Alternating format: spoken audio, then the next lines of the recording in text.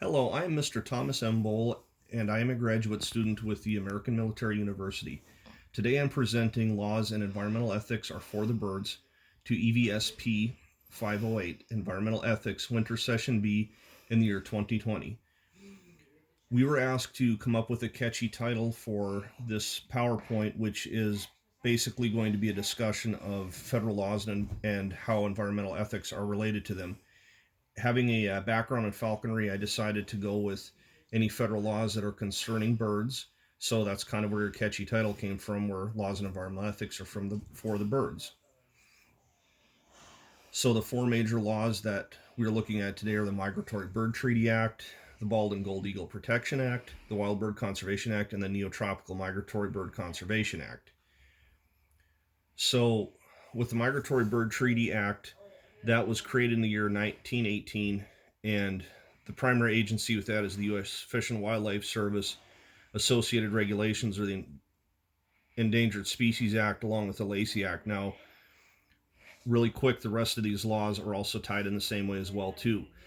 Now, with your Migratory Bird Treaty Act, how that ties into environmental ethics is it ties into the shallow ecology movement where there is concern of depletion of resources. And that is basically how the Migratory Bird Treaty Act was started, was some bird species were rendered extinct by market hunting, and that was a depletion of resources, so that's how the Migratory Bird Treaty Act was started. Next, we go into the Bald and Gold Eagle Protection Act, and that ties into more with the deep ecology movement, where in the Native American spiritualism beliefs, the bald and golden eagles are held as sacred creatures, so to provide extra protection for them, that law was enacted. Next, we have the Wild Bird Conservation Act, and that ties into the environmental ethic of ecofeminism.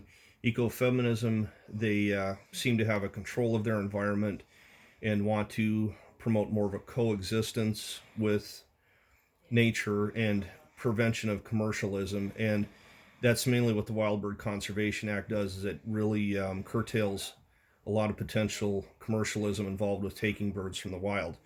And then finally, we have the Neotropical Migratory Bird Conservation Act, and that basically has been enacted to protect birds during their life cycles, to include their migrations and their mating patterns. That tie into environmental ethics is with deontology, and that's basically the coexistence of life with other living creatures. So that's where the correlation would be with deontology and the Neotropical Migratory Bird Conservation Act. So to conclude this, basically the analysis of the U.S. government's approach to environmental ethics is it's a combination of what the United States as a people wants to have, and as well as who is in office at the time and who is going to be listening and making the decisions. Not so. For our references, we have a Harris Hawk on the right hand side photo and a Golden Eagle photo. We also mainly took from Michael Boylan's text and the Fish and Wildlife Service's government site, along with Animal Law and info.com. So thank you very much for your time today.